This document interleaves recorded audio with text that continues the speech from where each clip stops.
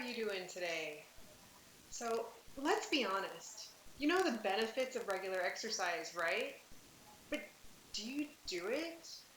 How do you overcome being tied to your chair for 7 to 15 hours a day and the cellular inertia that comes from that? We all know that first getting started exercising, it hurts the most. So how do you make sure that you're consistently getting out there and doing it? And I admit that fitness, it's a challenge even for me. And I really think about it though as something different than just as an exercise program. What I figured out is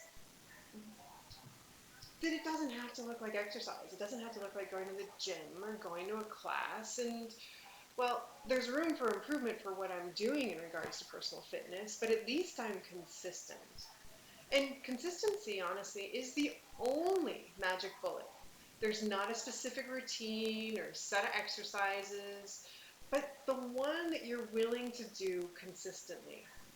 Overcoming the barriers of willfulness and lack of motivation, that's today's primary topic. So one of the consultants for this material in Sean Foy, he consulted on this section and supported a lot of the fitness materials for the Daniel plan. He actually was also a consultant at the company that I worked for many years ago, and he was a great inspiration and example of how to include fitness at work. His 5-4-3-2-1 program was a fabulous approach to 15-minute exercise program. How do you get that high intensity burst when you have very little time? He taught us about cubicle stretching with the team and getting everybody together and involved. And so that early interaction I'd had with him, actually, it's been an influence on my own approach. So, and that's been much more influential than all the hours I spent in the gym or with the military. Sean really focused on making sure that we're doing things that feel good for us and that you're consistent about it. That was his biggest points.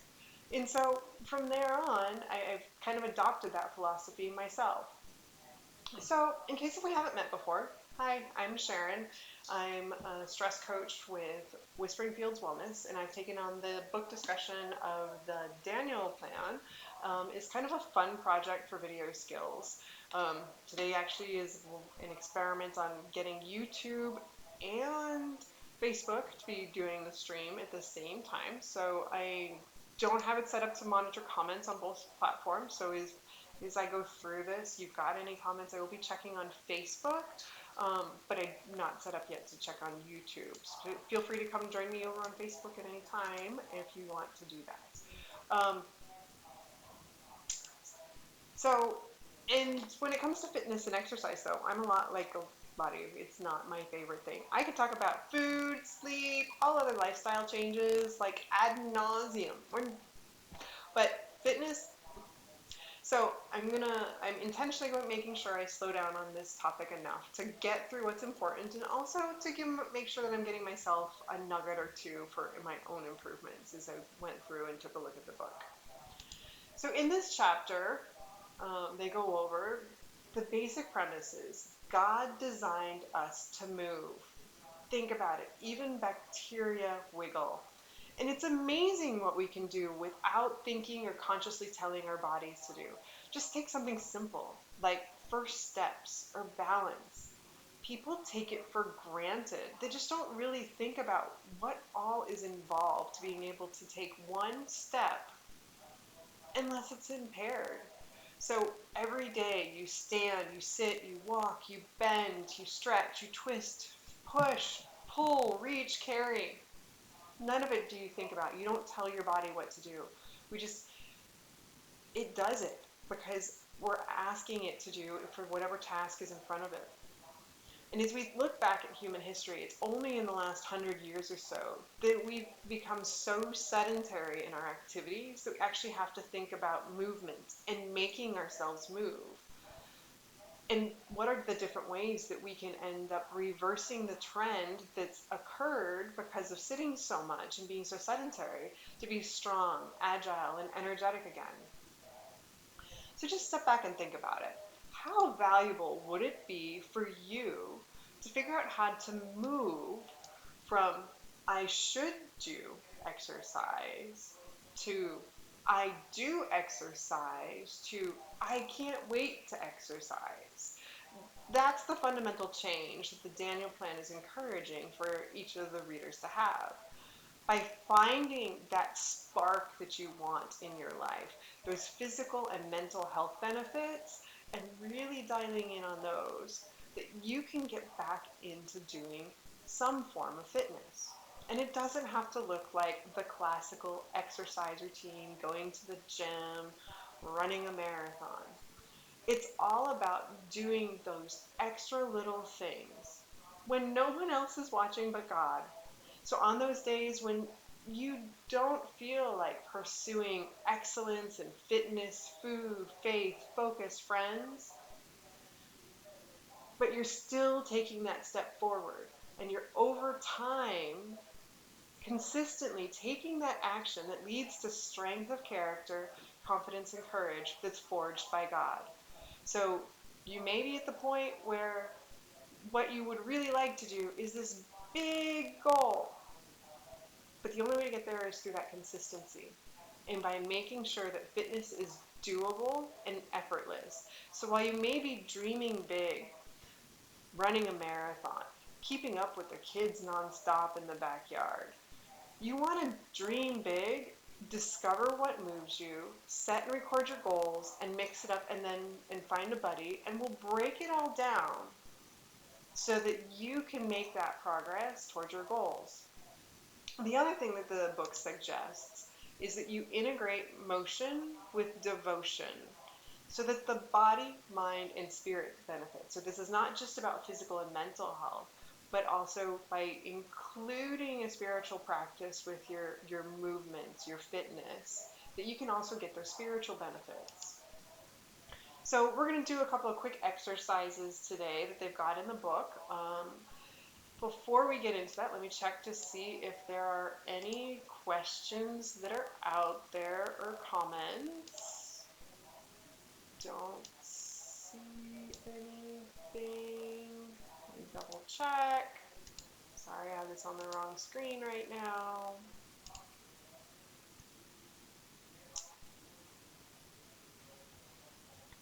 No questions there. So we're going to jump into the exercise then. If you do watch this on replay, feel free. I'd love to get some comments in if you have any initial reactions to the thought approach that they're presenting for fitness in the Daniel plan. So for today's exercise, so you want to start by taking a baseline. Take a picture of today. How does your present fitness level impact your faith, your food choices, your level of focus, your family, your financials, your work, your ministry, life in general? So as I take a look at for myself, that's kind of been the way that I've been defining is what is fit enough? What is it that I need to do in my life today so that I can be able to do it? So the dogs are important to me and the chickens. So being able to lift 40-pound bags of feed, for example, are part of what I want being able to do. As I'm aging, I may need to end up doing some different things that I'm doing now to make sure I can sustain that level of fitness. So once you've taken your baseline, then you want to project 5 years forward. So if you did nothing, where would you be? Are you going to be strong enough to do everything that you want to do in the next 5 years? Now, what if you were Daniel Strong, pursuing excellence in body, mind, and spirit for God's glory? How would that make a difference? Imagine, what could you do that you can't do now? How would your thoughts, emotions, and experiences with your body be different in the future if you were Daniel Strong? So sharing a little bit of what my outcome is on this exercise, and I'd love to hear from you if you put it into the comments, is being able to continue to keep things up. I can tell, I'm starting to hit that point with menopause where body composition is changing, so I need to be eating more protein, I need to be lifting more weights, I need to be doing more so I can sustain where I'm at and I don't backslide. So that to me is that big piece in aha for what as I look forward. I don't see any big new challenges or anything coming up. So for me, it's just being able to continue to maintain the standard of health and activity that I do now into the future. I don't have any of these big dreams from a fitness standpoint, but maybe you do. What are those? Ask God to show you how you can do more in your life by having a higher level of fitness. So I hope that activity gave you a couple of good ideas in regards to what is your why? Who can you become by becoming Daniel Strong? So then they had one more exercise in here. So the exercise that they had is called one word to move. So you can end up having this aspirational word that you just keep going back to help you whenever you get stuck and to move forward. So the first step is to look in to prepare your heart. Look up to God to help you discover your one word. Look out with the help of others to help you live your word. So for me, this is about connection. So am I able to make enough connection and to be out in nature to do through it, to do everything that I want to do? So your word's probably different because you've got different goals and aspirations.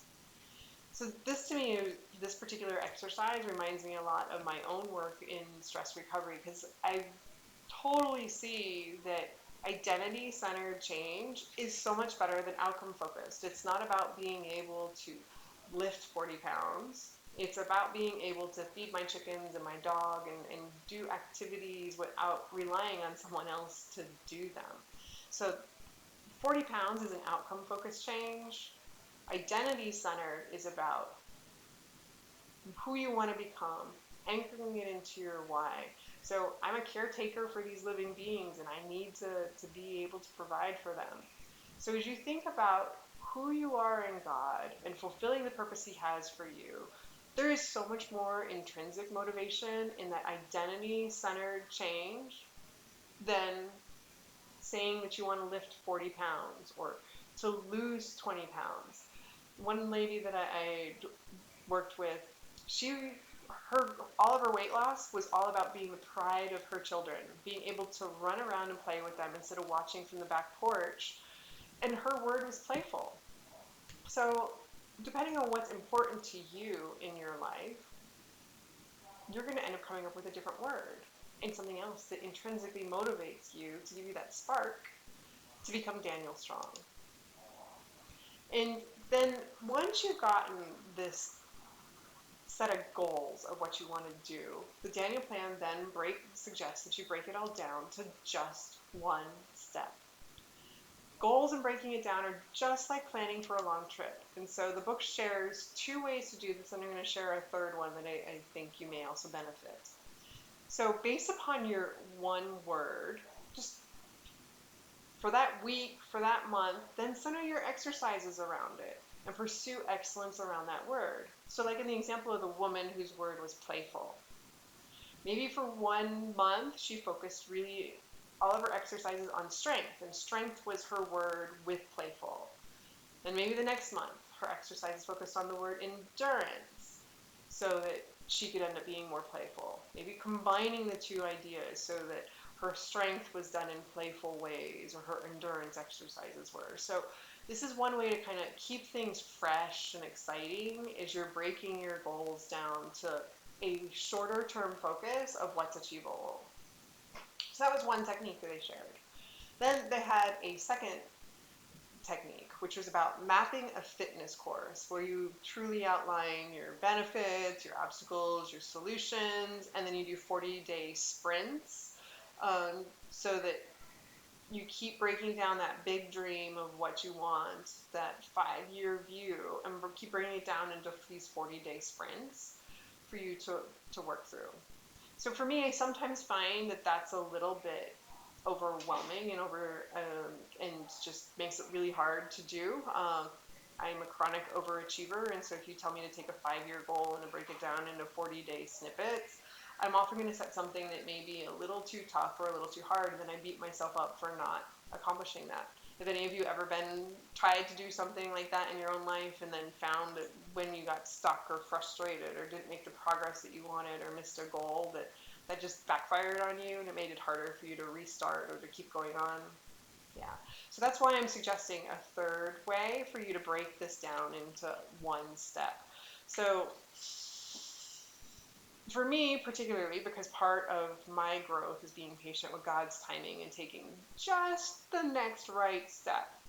So you want to end up understanding where can you start and then let everything proceed in God's timing. So maybe God's timing is not for you to have that happen in 5 years. Maybe God's timing is sooner. Maybe God's timing is later. But if you just keep taking that next right step, whatever is that next right step for you, you can end up making this small, effortless, simple change effective as long as it's done consistently.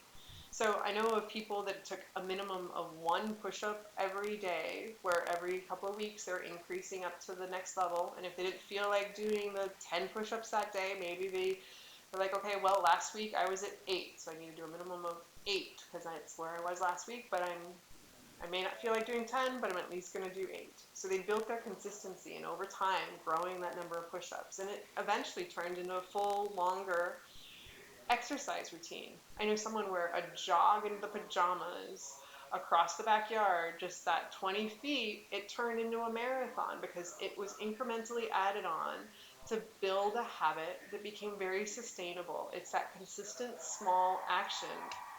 And that will take you further than inconsistent action with great big steps or things that are too intimidating. So the other thing that I've realized too as I've worked with people in regards to making behavioral changes, motivation and willpower, they're inevitably going to come to an end. Habits, less likely because they're routines, they're built in, they become a little bit automatic. But when you make change God-powered and you keep tying in that motion with devotion that they talked about in the book, God-powered, you're not going to run out of strength. And He's going to help you consistently to keep moving forward. So as you hear about these 3 different approaches to goal setting and behavior change, is there one that particularly resounds with you? Is there something that feels like an approach that might work for you? If you catch this in the replay, I'd love to hear. Drop it in the comments and I'll make sure that I can get back to you. So getting into the close for today. So whenever I think of fitness, one of the verses that comes to mind is 1 Timothy 4:8. While bodily training is of some value, godliness is of value in every way. I have that paraphrased a little bit, but you can kind of get how it ties into fitness. This is all about encouraging us to merge motion with devotion.